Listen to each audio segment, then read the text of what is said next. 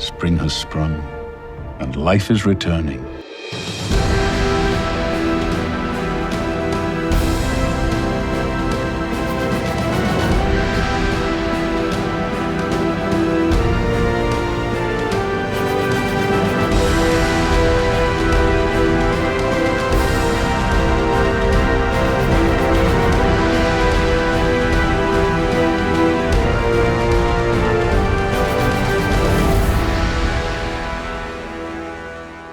Welcome, Gothamites, to another episode of the Arkham Sessions. My name is Brian Ward. With me, as always, the psychologist to the superheroes, superheroines, and supervillains of Gotham City and beyond, Dr. Drea Letamendi. Hello, Drea.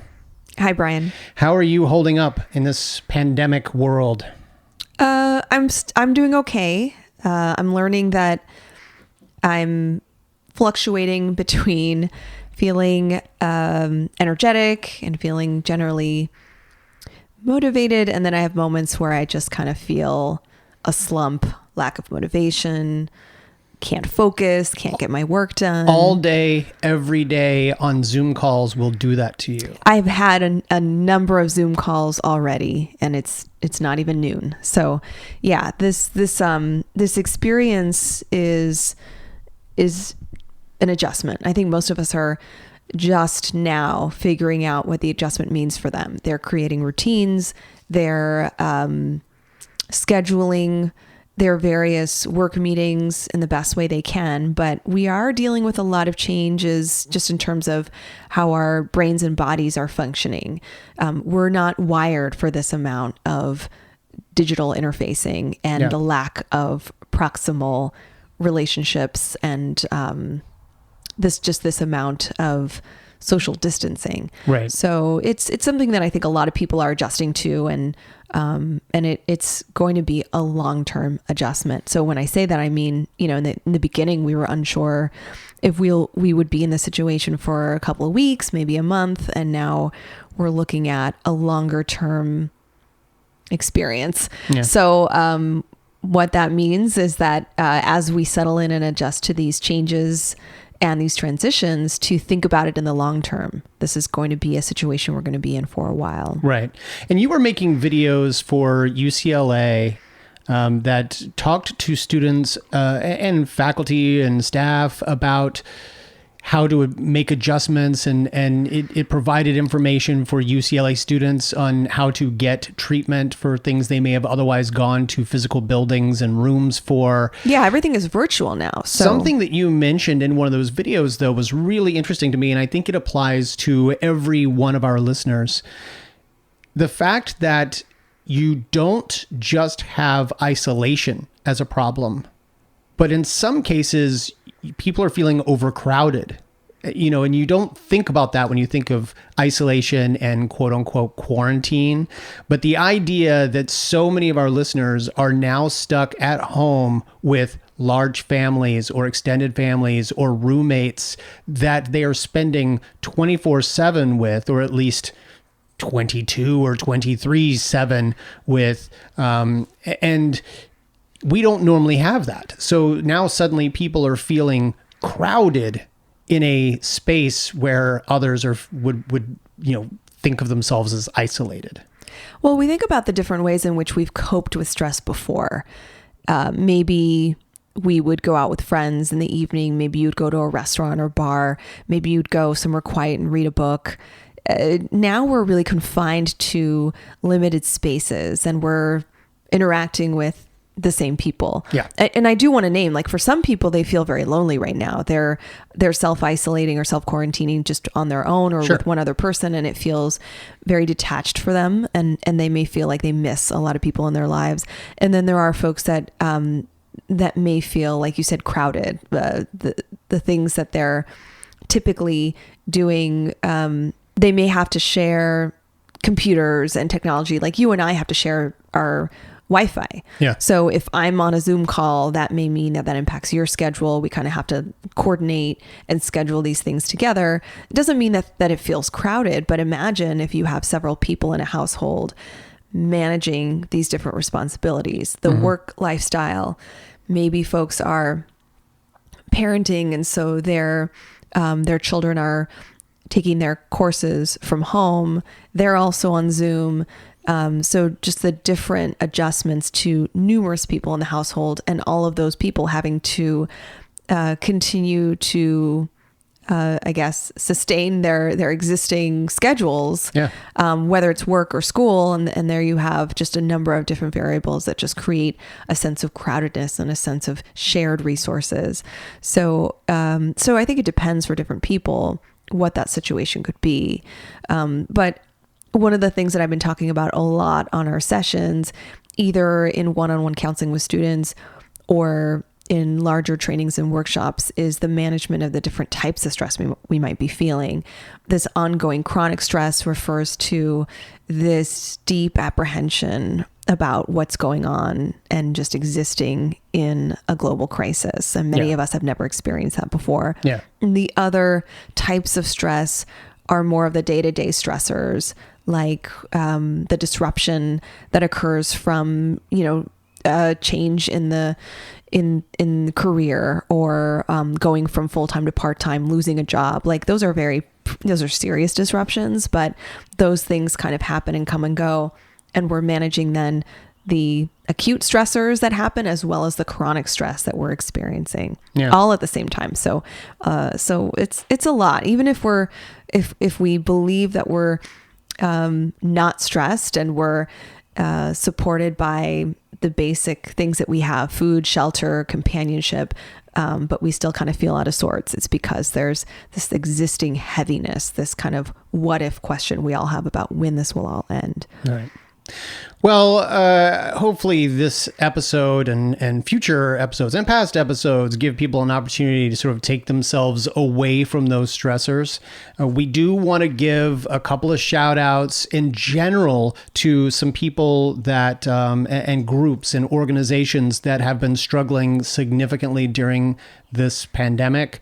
A lot of it is as a result of conventions no longer being a thing in 2020. I mean, I don't think has there been a single major convention that has happened? We're just entering convention season. WonderCon should have been a couple of weeks ago and wasn't. And Comic-Con just got canceled. Emerald City Comic-Con was canceled a few weeks back. Everything is being canceled. And what a lot of people don't understand is this is where a lot of small businesses and artists make their money. So we've given you a couple of examples of folks that we think deserve your attention in episodes past. Here, I don't want to point anyone out specifically, but I do want to say artists, especially those that you would normally see in Artist Alley, are really struggling right now. Unless you are Jim Lee, unless you are Neil Adams, unless you are, some, top tiered artist, comics don't necessarily pay for every meal and every month's rent that you have. So a lot of these people make a lot of their annual income in commissions and in original art sales. And that all comes at conventions typically. That has a lot to do with their presence in person at their booths and selling their different products and networking with other artists and creators. And, missing out on those business opportunities is a huge deal this year for them. Right. Yeah. I mean, so many of those folks are going to be hurting right now. And I think you should look up your favorite artists. If they're big, if they're not, find out what they are doing, because they may be taking online commissions like they normally would at conventions, and they will ship you your artwork. Several folks are doing virtual autograph signings. So they are taking a select number of people to do Zoom calls, and you get to come right up and you get to talk to them like you would during a signing, and then they will sign something for you, and then they will send it out to you. So they are trying to make the best of a situation where normally they would be making a lot of money, or maybe not even a lot of money, but a lot of their usual income at conventions are being done virtually. So look up your favorite artists. Heck, even Jim Lee is doing art. He's doing, I think, 60 days of original art for charity that is being auctioned off, and he's getting a lot of big celebrity artists to join him in his endeavor. So no matter who it is, go look for your favorite artists, see if they are doing something either for charity or just to help feed their families, and throw them some money, and they will throw you some art. Additionally, I should say, we have our TeePublic store, and this is not an advertisement for us because we don't make our money from conventions and things like that. But I will say that TeePublic is about to launch. They have not yet launched it, but they said to stay tuned in the next couple of days. And since our podcast is only once every 2 weeks, I thought I would mention to go check out our TeePublic store, because over the next couple of days, they are going to launch masks. Normally you can get t-shirts, you can get hoodies, you can get sweatshirts, you can get stickers and coasters and laptop carriers and magnets and all that stuff, but they are adding masks. Let us be honest. Wearing a mask is one of the most important things you can do if you decide to step foot outside the door of your home, because you may not be protecting yourself from the virus if it's not a filtered mask, but you are certainly protecting the people you pass on the street, because it's all about protecting the people around you from your emissions of aerosols. really we've learned, so there's a lot we don't know, but over the course of the last few weeks, medically speaking, the public has learned so much and now has access to information regarding the spreading of this virus. And you just said something that really sits with me, which is that respiratory emissions are key. Yeah. In other words, that is what we're trying to prevent. Those are the exchanges that we're trying to prevent.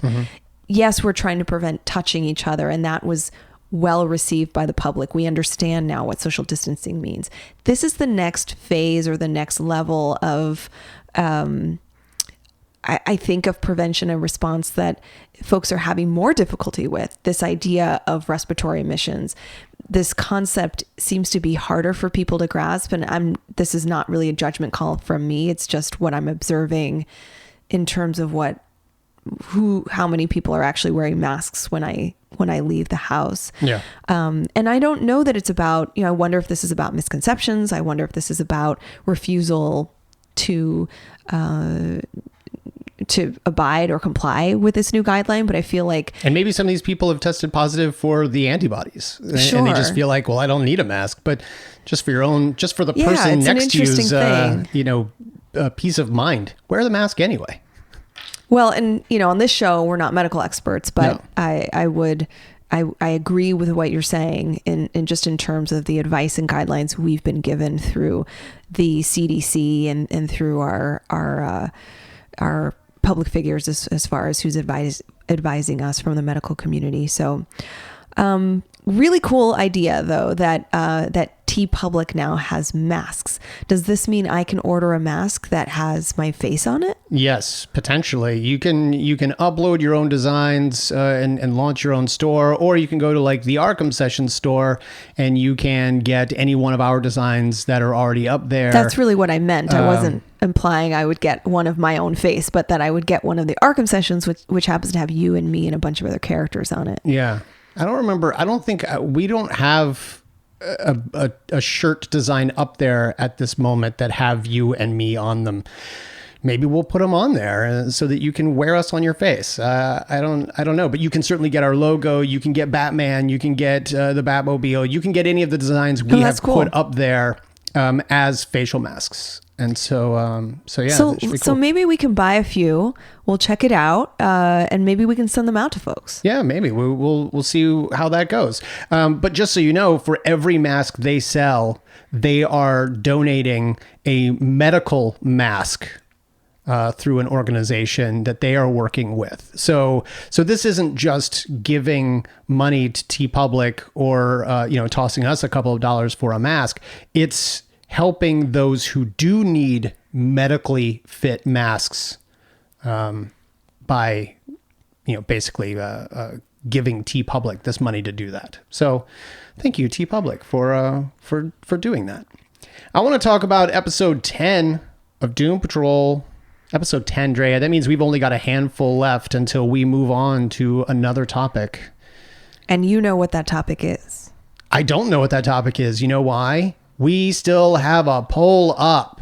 I think we're starting to see a trend in the poll, so I'm already preparing. No, that's not true. The last person who became a patron of our Patreon voted a certain way, and now we are back to a 1 vote difference between the Marvel Cinematic Universe, Steven Universe, and HBO's Watchmen. So I highly encourage folks to go over to patreon.com/Arkham Sessions. For $3, only $3, you can put in your vote and decide what we cover basically for the next year. It could be if it's the Marvel Cinematic Universe. If it's Steven Universe, it could, it's 20 some odd episodes. That could be a good long while too. So it's up to you folks. Come help us decide.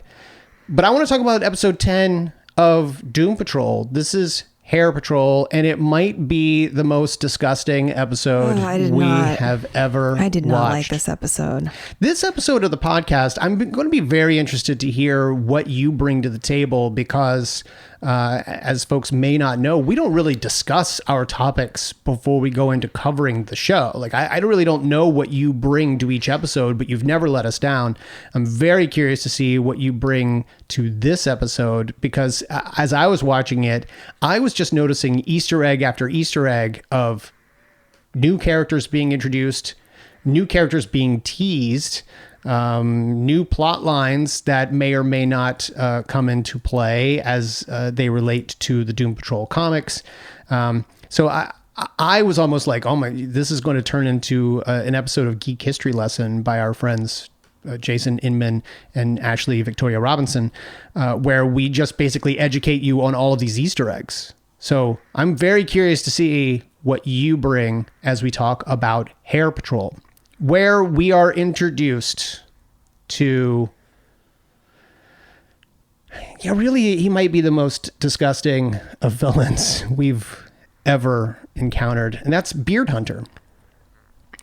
Beard Hunter, he said, look, the words Beard Hunter could be kind of cool and fascinating and really edgy.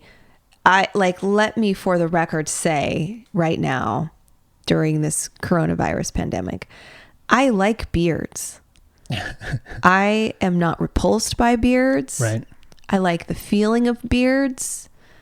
I like the look of beards. I like red beards, black beards, all sorts. Sure. I don't like what's going on in this episode. No. So I just wanted to say that, yeah. Well, we're introduced to Ernest Franklin, who is a character from the DC universe. His name is Beard Hunter, and as his name suggests, he does in fact hunt beards. In the course of this episode, he is a schlubby character living in his mother's basement who, you know what? I'm just going to pull the Band-Aid off and say it. He consumes facial hair. He does so. We see he goes into Niles Calder's bathroom, which has been abandoned for a while because Niles is missing. He uses a little snake and pulls out a clump of old hair, beard hair, and he eats it. And you just rushed through something that's really disturbing. I literally said I was going to pull the Band-Aid off. And I'm not going to do it slowly because that's torturesome. He eats it. That helps him connect to some ether, some other world that helps give him insight into where Niles is. And he is going to track Niles down this way. This is a man who seems to be obsessed with the consumption of facial hair. There's two parts here that I need to unpack. One is that this is a supernatural power, right? Like yes. And I know you know more about this character than I do, so I have a lot of questions here. We watch him consume A clump of hair. That's been in a drain. Yeah. So I don't recommend people watch this, but you get the idea. We've watched him eat it. We've also watched him inhale a piece of hair, a hair strand. So we know that what happens is that he ingests hair follicles and strands of hair. And through that process, he can access knowledge about the person, the origin of the hair. I think what I don't understand as far as the superpowers go is that, does this mean he can put himself in that person's body? Is he channeling their psychology? Is he, what is the nature of this power? Toward the end of the episode where he is interacting with Vic and consumes a single piece of hair that came out of his goatee, it does suggest that he is somehow in the mindset of Vic. He cannot control Vic. He's not like inhabiting his body. He is simply one with the mind of Vic. So he knows his deepest, darkest secrets. He knows things about his history. He knows things about, I guess, maybe how the body works, how the body of Cyborg works. So much so that the grid that is the operating system for Cyborg's mechanical pieces take over. It recognizes that there is an alien host in the mind of Cyborg, and therefore Vic can no longer be trusted, and the grid takes over and basically nearly kills them all. Yeah. So it's a psychic connection that he makes through ingesting hair. Yeah. Okay. So that's one part of this. Now I have a couple questions about that. Is that how he is in the comic book? Okay. So in the comic book, no. Like nothing we are seeing in this episode is really in any way the version of Ernest Franklin that we see in the comics. In fact, the version of Beard Hunter in the comics might as well be a very blonde. I guess the best way to describe him would be like the Punisher. Okay. He wears a full red bodysuit, and similar to the way Boba Fett has Wookiee braids hanging from his shoulder from his previous Wookiee kills, presumably, or he just bought them on a street vendor from a street vendor somewhere. He has a collection of beards around his waist. These are like his trophies. These are his trophies. Where Batman would have a utility belt, Beard Hunter has various color beards. So the other thing that was interesting is that Beard Hunter does not have a beard. He does not have a beard, and here's why. In the comic, he has a disorder that, or an abnormality that won't allow him to grow facial hair. Okay. And that is literally, if the Punisher's whole thing is I'm going to kill criminals, Beard Hunter's whole thing is I'm going to kill people with facial hair. That does not, that doesn't seem logical, because all sorts of different people, I mean, most of the people who have beards are men.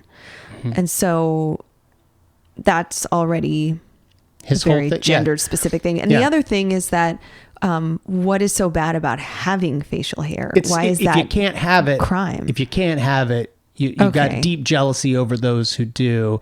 Basically, he feels like they are taunting him with their ability to grow even maybe a single hair out of their chin, and he will basically become a serial killer. He will hunt them down. He will kill them with guns. It's always with guns, because that's the other thing about Beard Hunter is he is comically bad at everything else. He's not a good fighter. In fact, it's sort of a joke that he is comically bad at hand-to-hand combat. He's just basically not good at anything, except he has a mild proficiency with guns. So he'll use automatic machine guns to kill a person, and then use a razor to take their beard off, and then he will tie it and attach it to his belt. That's his whole shtick. He has no superpowers. Oh, okay. And he has come into contact with Doom Patrol through the comics. So he's never been a member of, it's not as if he's he doesn't become a member of Doom Patrol. He's not an ally with them in the comics. no, he is definitely a villain of the Doom Patrol.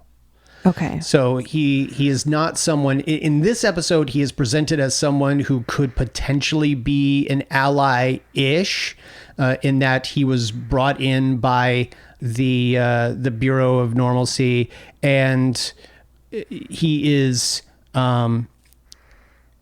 he has the same goal that they do, to find Niles Calder, who we learn in this episode was working for the Bureau at one time. So really everyone in this show now has the same goal. I was going to say he has a shared goal with Doom Patrol, with the Doom Patrol team, which is to locate Niles. The difference here is that he was recruited by the Bureau to track down Niles, ostensibly because he has this ability to track and persecute individuals with beards. Mm-hmm. And apparently Niles has a significant amount of facial hair. And so this would be the right match. This would be the bounty hunter-ish type person you would want to recruit for this mission. Yeah. Okay. So my other question, and I keep saying I have two more questions. One is, so the beard hunter lives in the show, he lives in his mother's basement. Mm-hmm. And there's all sorts of stereotypes and tropes about the middle-aged man who lives in his mother's basement. Sure. And is overweight, watches TV, plays video games, that like hasn't really developed mature life, the mature lifestyle that that the conventional society has sort of imposed on us. So clearly by my description of that, my general take on that is like he can live however he wants, as long as it works for him. But sure. My sense is that he was portrayed that way to let us know that he is somebody we should be repulsed by. This is a code, like this is often coded in the media. The unmarried man lives in a basement is coded for audience members as the repulsive, gross guy. Mm-hmm. Is that what this character is supposed to be? Is he, this isn't, take like Deadpool, like under all that, like he's probably gross, but there's something quite appealing about Deadpool. Like he's really charming. He's likable. This character is not really likable. So we're not supposed to like him. No, he's basically, in the comic at least, he is, he would probably be more comic relief. He still lives with his mother in her basement in the comics. He's like close to 40 and living there. And similar to what we see in this version's introduction, he is, I think, maybe unhealthily obsessed with bodybuilding magazines. Now, why is that the case? Well, he's very fit in the comic. Like he sort of could be put next to the Punisher and be. You're saying he's swole. He's swole. He's swole-ish. Or at least this is in the comics, the character is meant to be more of a typical. He's a blonde Punisher. I could find a picture of him and show you. I want to see it. Okay, I'm going to show. Let's look at it. All right. Okay, so jokes aside, he. Here you have it now. Yeah, here he is from the comic.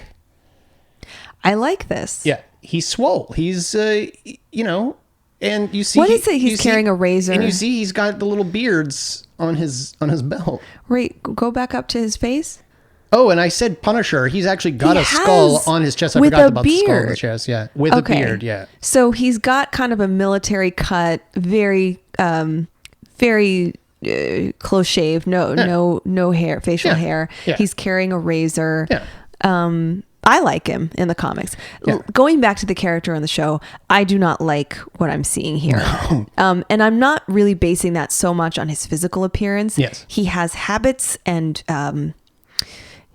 traits, and I want to say micro behaviors that really trigger my repulsion. And I think this is intended. There are some things he does that I think are intended to do that. And what's interesting, they knew what they were going for. It's gross. Yeah. The close-up of him sucking on hair, just the different sounds that his mouth makes. He starts to drool over it. Like, it's gross. Yeah. And again, I wonder, okay, here's my question about this part.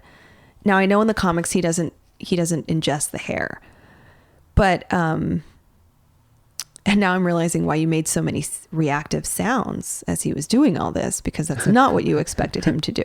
Right.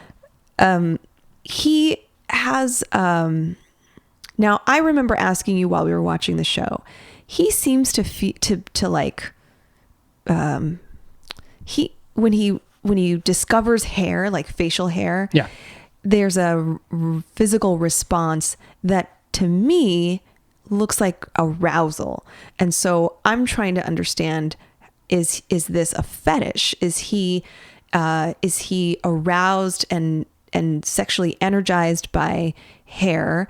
Or is it maybe not even sexual, but just does this experience feel pleasurable to him in some way? And so that's why he makes these sounds and these facial expressions. It seems to be euphoric in some way. I mean, right before he eats Calder's hair, he says, remember, a little goes a long way, sort of suggesting that he doesn't he has really to have self-control over this, or that he doesn't need much. He, as we saw, he only took the single hair from Cyborg's chin, and it basically shut down Cyborg. So he eats a clump of hair and sort of goes into this euphoric LSD looking, suddenly the camera's doing weird things and he passes out. I mean, he faints in the middle of the bathroom. It sounds like it overwhelms his senses. And Yes. I think we also see in the beginning of this episode, before he's recruited to search for Niles, he's in the grocery store just grabbing some cereal and milk, and he passes by an elderly gentleman who happens to have a medium-sized beard. Not very impressed by it, but No. Okay, normal guy. And he approaches him as if he's attracted to the facial hair. Yeah. And so I'm trying to understand, is this... It's interesting. What is like... And he's drawn to it. Yeah, you did mention sort of a sexual attraction or obsession. And you're not wrong. The way that he's presented in the show is a very perverse desire. And I don't know if it's sexual or if it's the same way that comically we see, and this is totally a stereotype, but comically we see fat characters on TV shows licking their lips when they see a pizza across the street. So you're sort of comparing it to a different kind of hunger, like... Yeah, but I think they're both in the same ballpark. I think it's more about sort of how things are presented, and I don't know if he gets sexual arousal. I don't know if that's the right word, but there is a I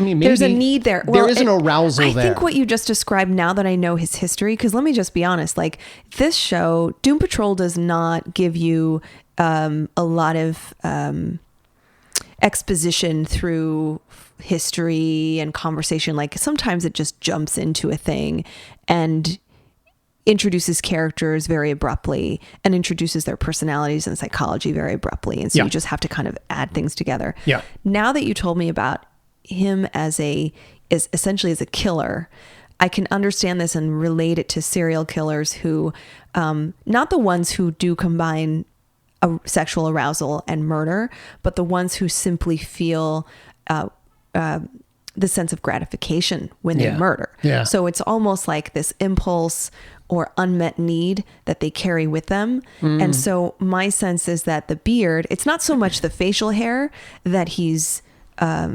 energized around, but it's the concept of what you said, that he persecutes and kills people with beards. So when he sees somebody like that, he has this deep need, this urge to enact behaviorally the sense of like anger and like maybe he is I also get like that he's repulsed too. And so I don't know if he is. Something that you were just saying put me in the mindset that I didn't necessarily get while watching it, but it makes total sense. In the same way that in the comic he's jealous of anyone who can grow a beard, it's almost like the show creators have created a way to make him feel like he has the facial hair. Like he by putting himself in the mind of Vic and in the mind of Niles Calder, by sort of becoming one with them, it's almost like he now has facial hair too. And so it almost is like adding a piece of a puzzle that he's never had.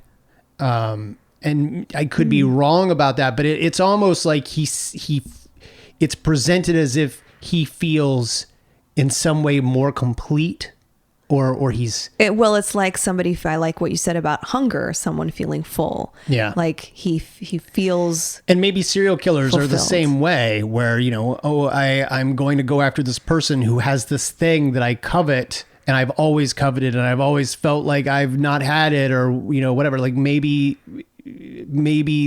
that is fulfilling to him in some way, to not just kill you because you've got facial hair, but I'm going to kill you because you've got facial hair, and now I feel like I have the facial hair. Okay, one more question about Beard Hunter, and then I want to put a pin in this because I have more to say about revulsion, this concept of revulsion. But did anything happen to him? Now, you said that he wasn't able to grow his own facial hair. Yeah. Did any other experience create this deep connection to facial hair? Because what you said too is that much like a serial killer, he might feel fulfilled by this.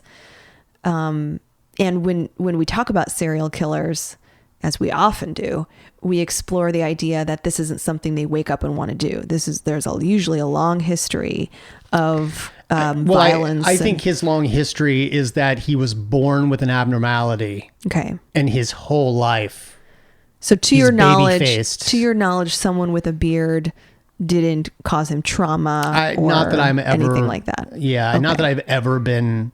Now there's a long run of Doom Patrol comics that I've never read, so it's possible that they have dived into a deeper origin to Beard Hunter, but I think he's basically designed to be comic relief, and so they don't really want to dive too far in. It's just understood that he's a baby-faced boy who just wants some facial hair. Okay. I'm thinking about this character much more than anybody in the writer's room, is what you're saying. Well, I don't know about the writer's room of the show. Or you're talking about the comic. The show might have there might be something deeper there.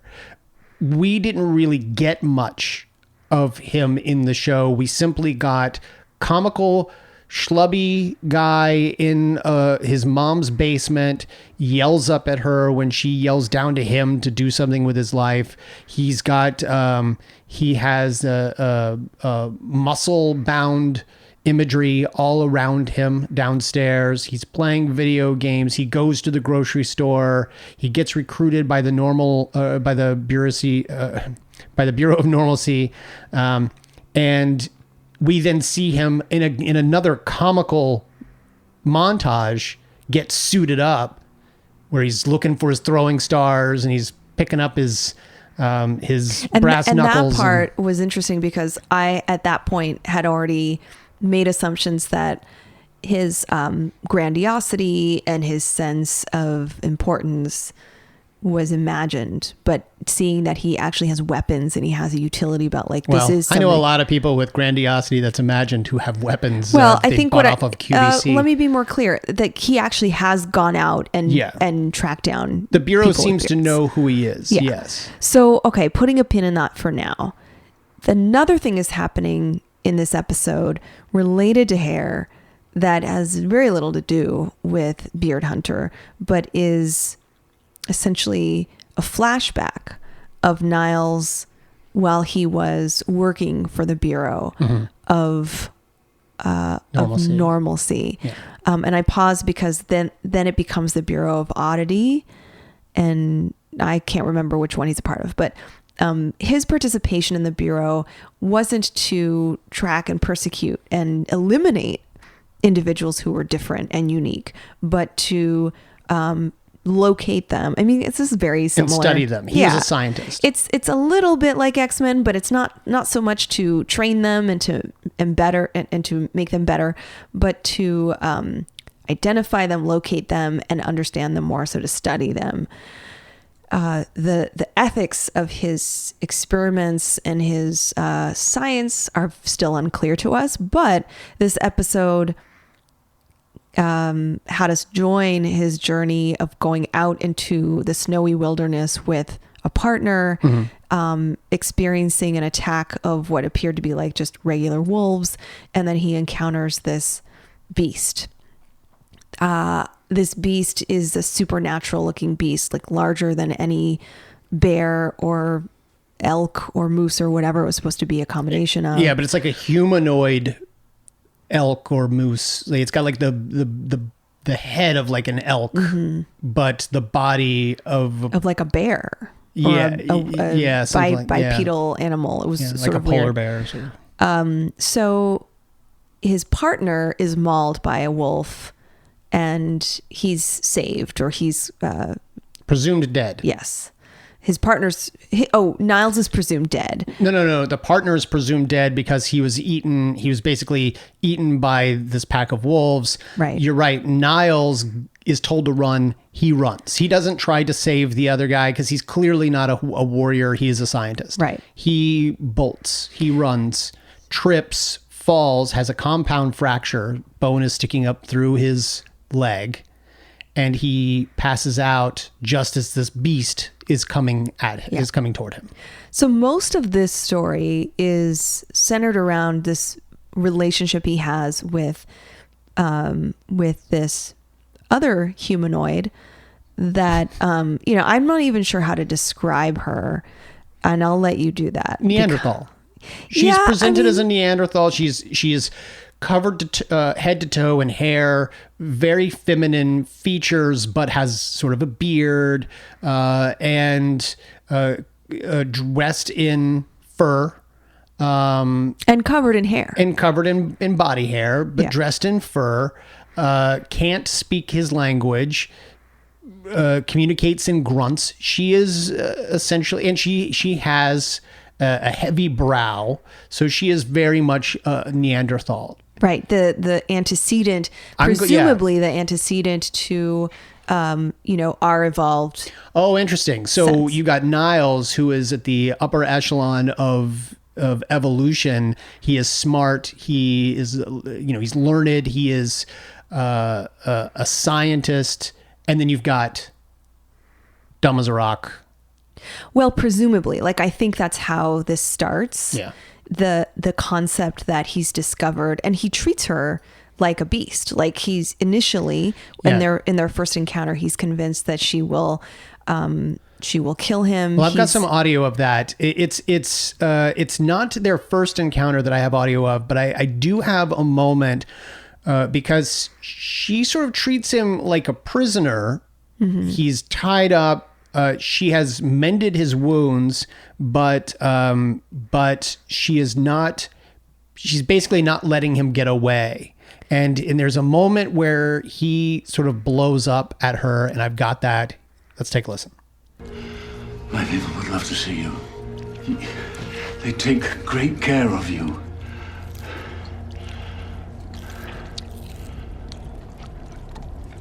I'm never going to leave here, am I? You didn't save me, you kidnapped me. I'm just your pet. I'm a plaything to you. That's what you think of me, isn't it? Dare you! I'm not a pet monkey! I'm not an animal! You're the animal! We are not animals! I'm not an animal! Well, and I think this is his reaction to being treated like an animal, because she had been. Despite, he's used to being treated as an intellectual. He's used to being respected because of his qualities related to his evolved brain, not because of his physical abilities. Yeah.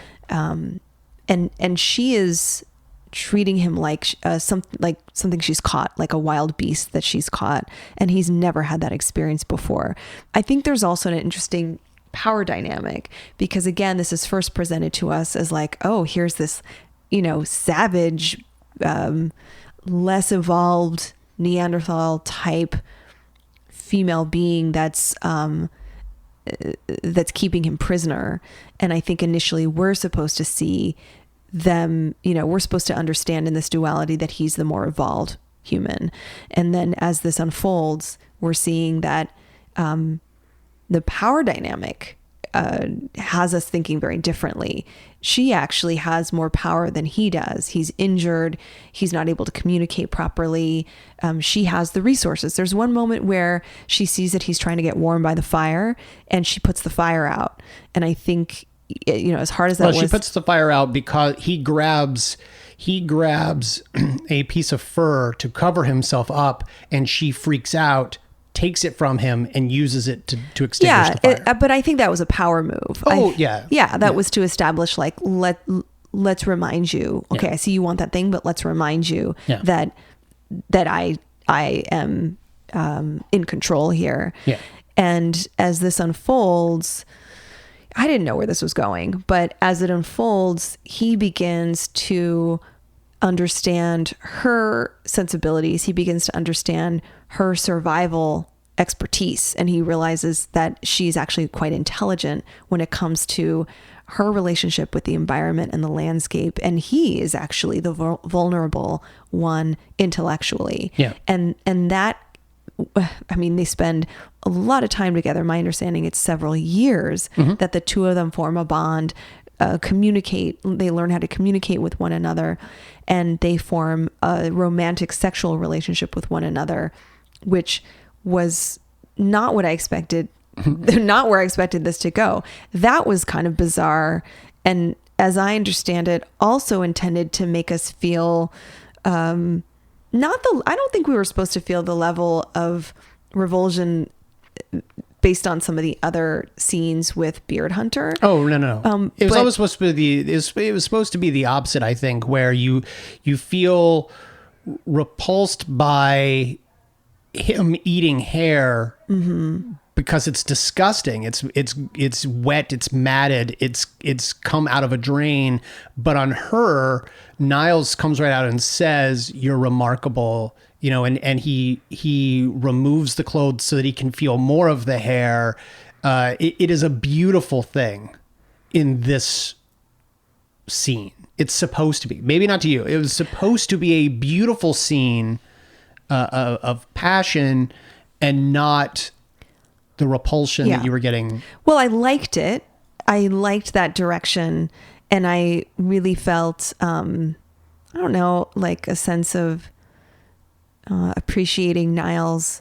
Niles is all about and I don't want to go so far as to say he fetishizes the other, but his whole work is around honoring differences and finding people that are unique and have historically been outcasts or been criticized and even punished for their oddities. And he might be, you're right, although we're not fully aware of whether because at the time he's working for the Bureau of Oddities, and he is researching them and studying them, he's almost like one of those scientists that you could see poking and prodding if given the opportunity. Like he would want to, if he were in the power dynamic, he would want to capture this thing, bring it back, because that's what they've gone out to do. They've gone out to capture it, and so he would capture it, bring it back, and study it.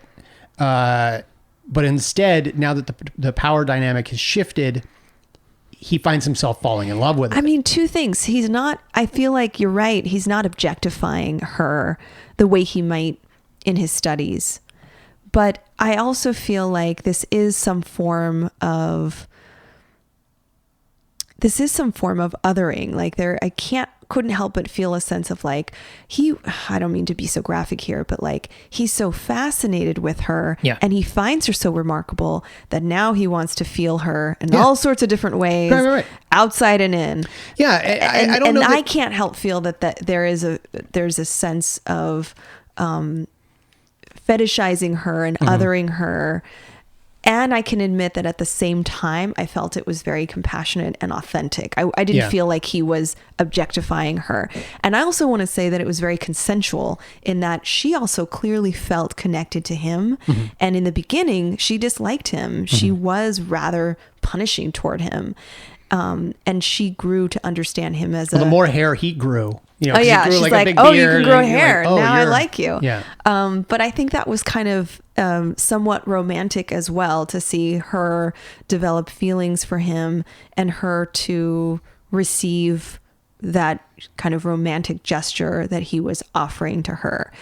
All the while, this show, if there's anything this show does, it doesn't give us anything gently. It's always with a little bit of edginess, or there's always something odd or like unmistakably strange to it. And so I felt like I was managing two feelings at once.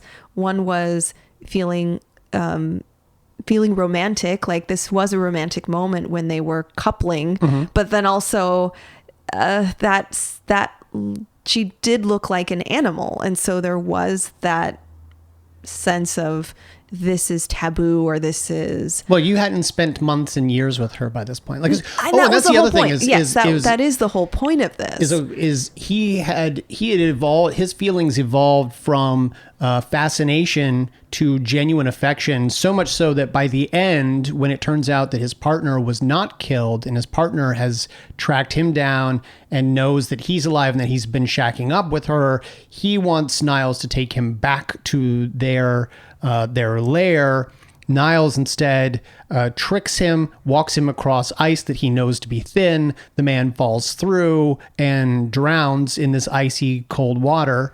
And Niles, in that moment, throws his journal, which he's been, very Dances with Wolves style, sketching her and writing down everything. He throws it into the water and abandons her for her own safety. He knows that as long as he is there, there's a possibility that the Bureau is going to continue to come out looking for her. And so he goes back home to the Bureau, which has now become the Bureau of Normalcy. And now they hunt down oddities and kill them.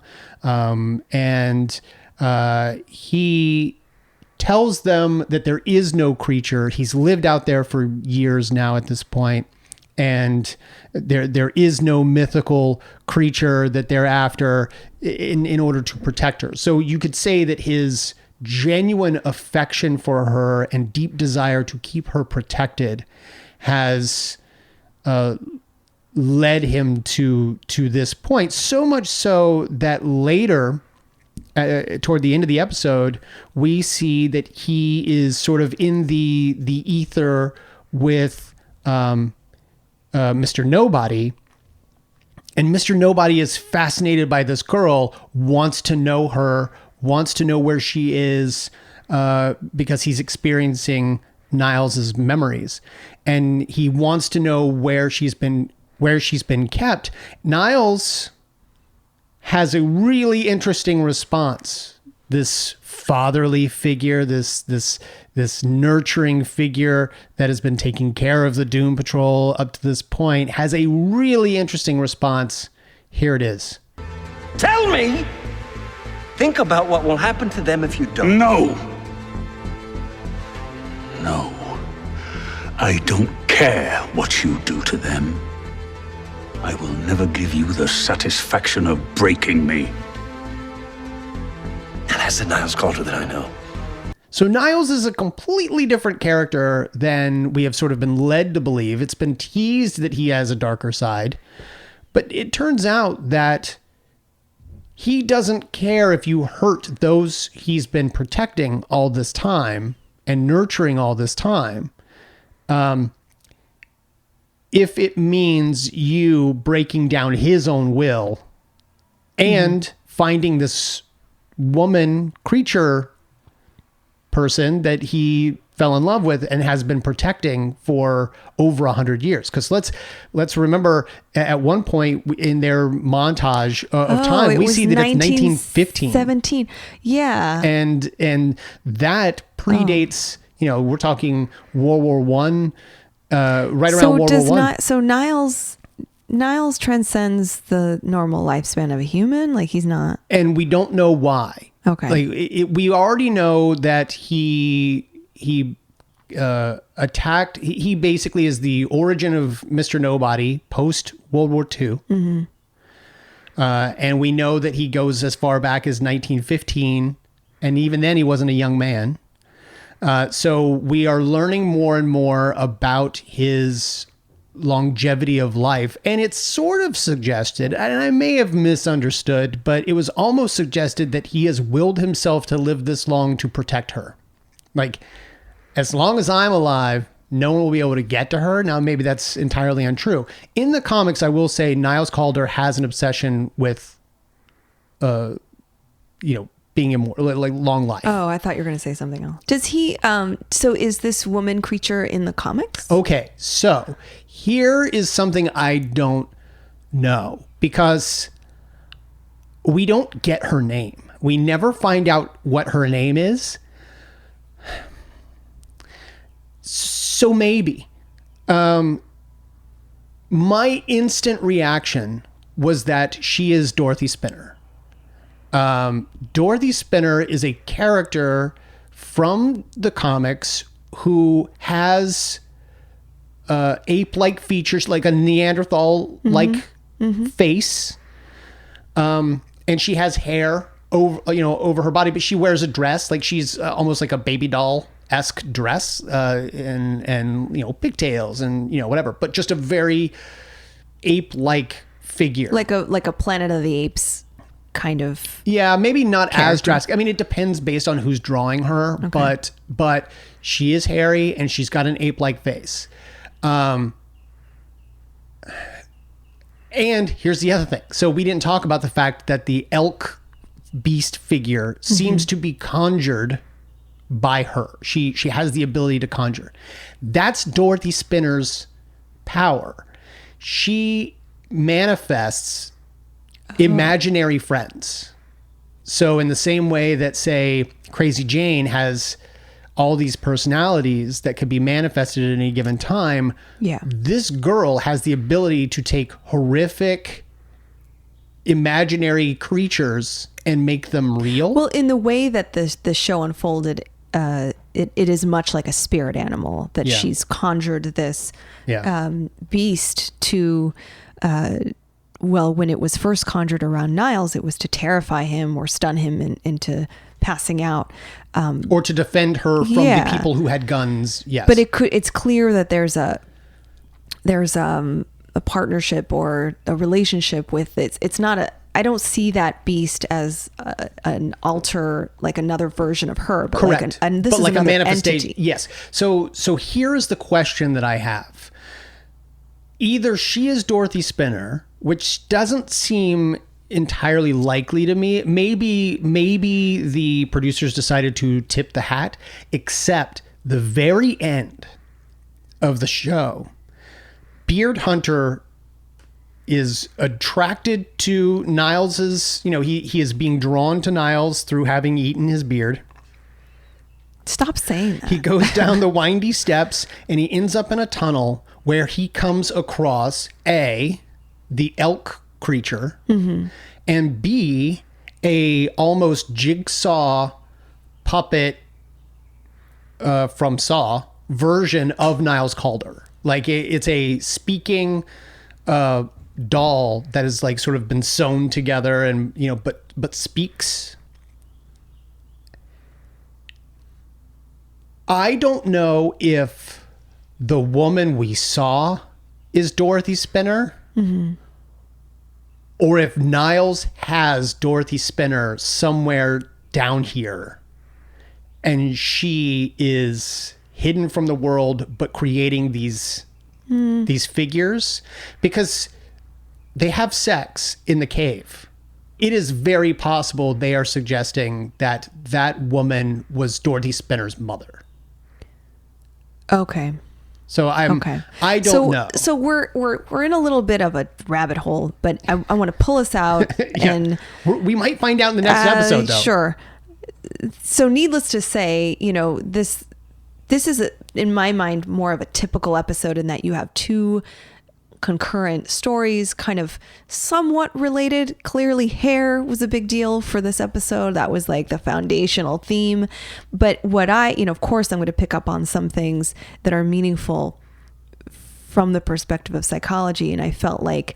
Let me interrupt you just for a second to say it's really technically three concurrent stories, because we've got these two and this one, and these took place at the exact same time as our previous episode, Jane That's Patrol. right. This is while... So what's happening with everyone else is like Cliff is in the brain of Jane. Yeah. It's interesting that they did that, but it helps us understand what was going on while all that was happening. Yeah. So it seems like at first this episode is trying to bring out or I don't know, invoke feelings of repulsion.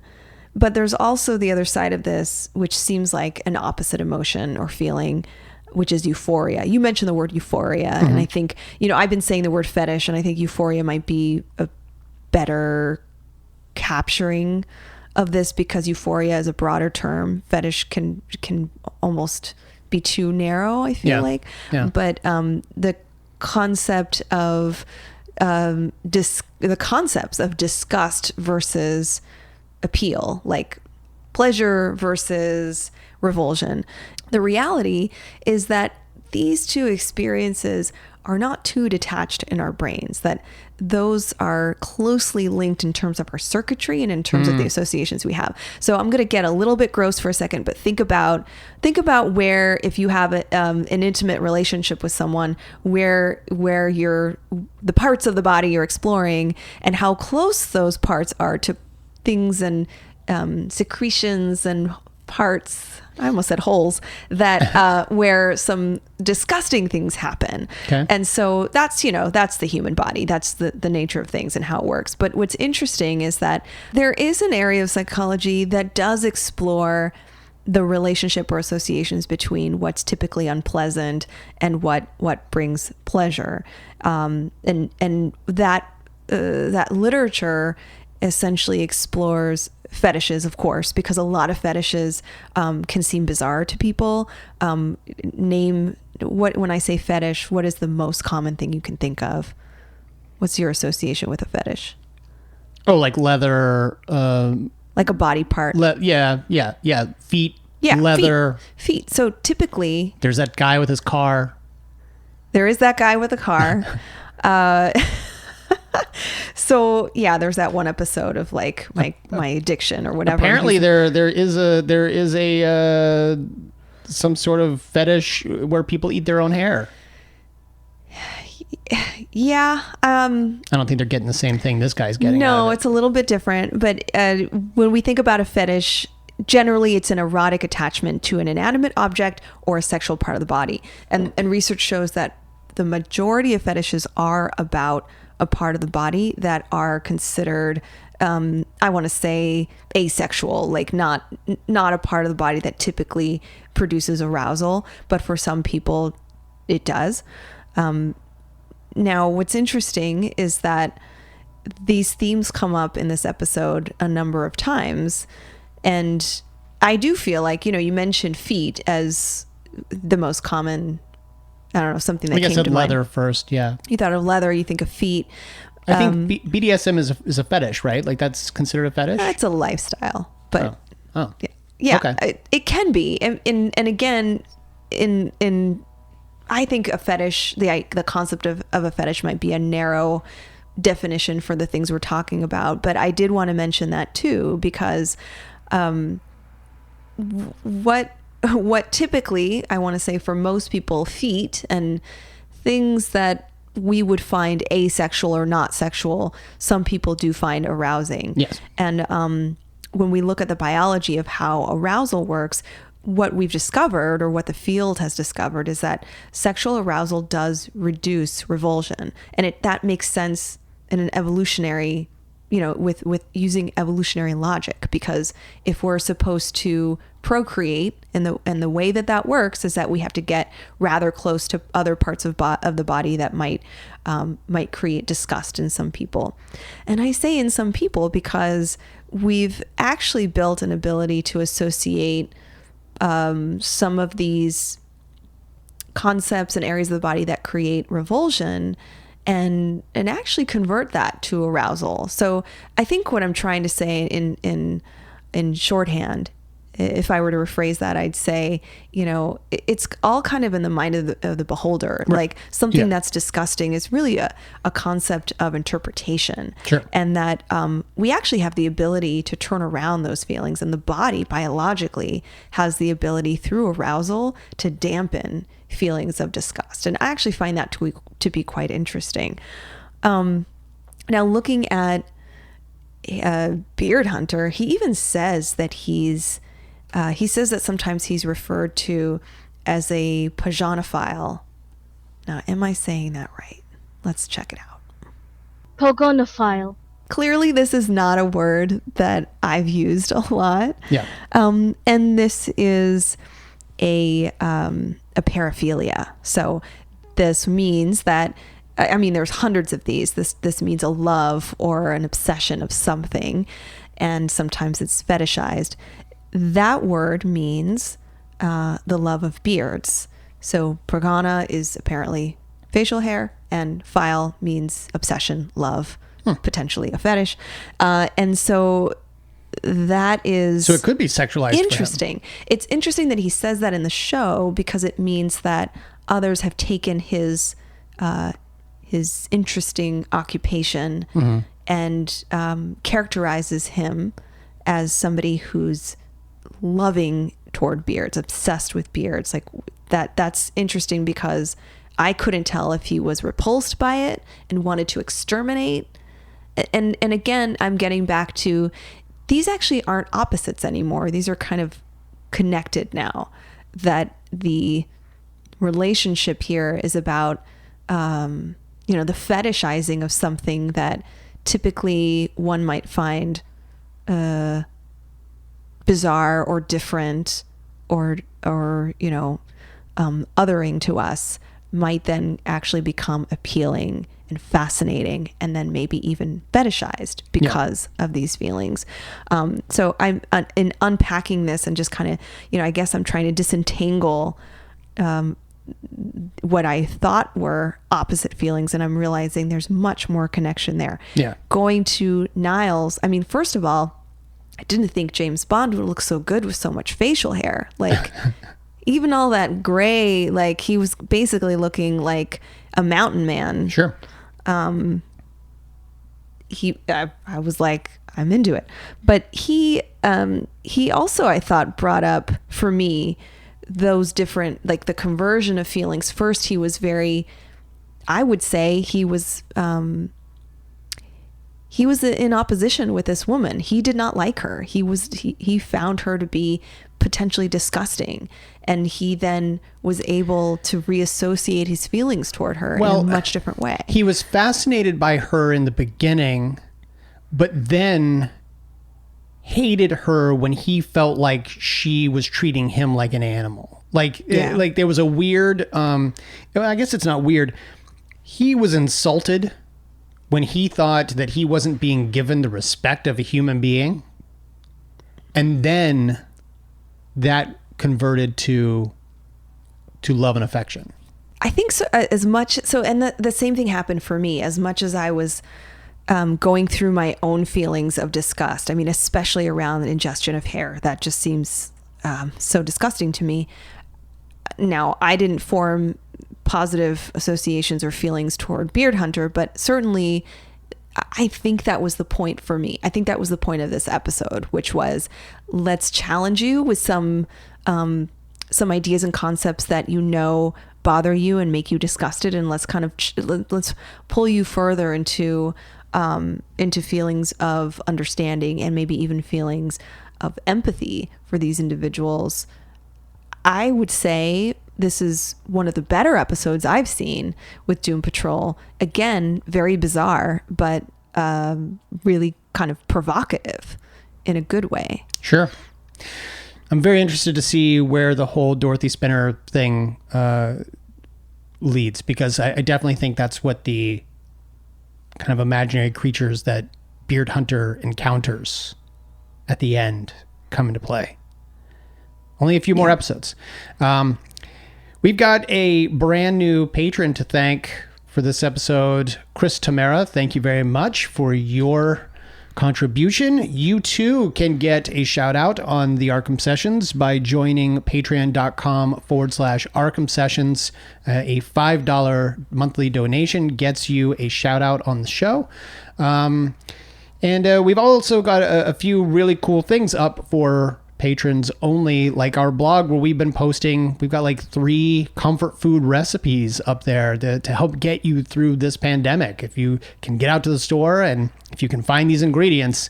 And we've got patrons like Rev Sully who are contributing his own recipes and his own videos on in the comment sections, so that, and he's a professional chef, has been for 25 years. Yeah, he is actually a pro, and I recommend people watch his content. Yeah. He knows what he's doing. Yeah, so he put up a great video or he's got a video on his Twitter page about ribs, which I'm going to totally tackle soon. And so go check out our Patreon.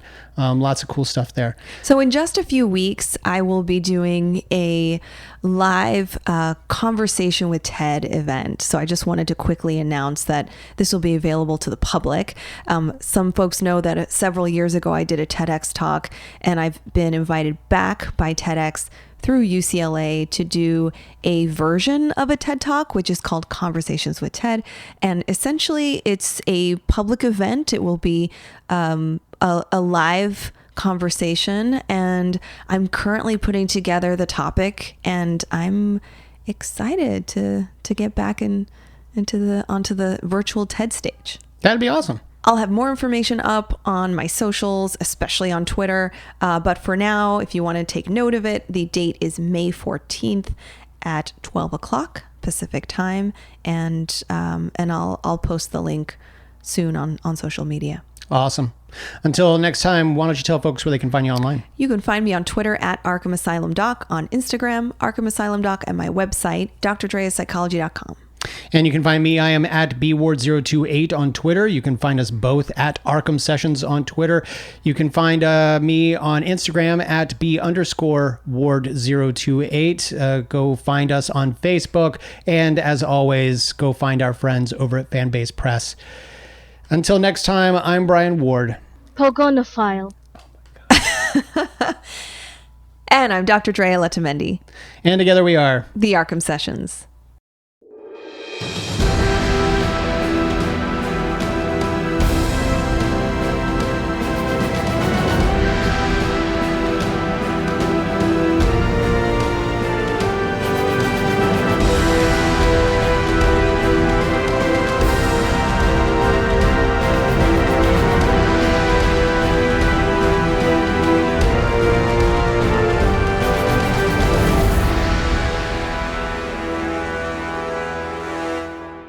This is no longer a journey of scientific discovery, but an exploration of something deeper.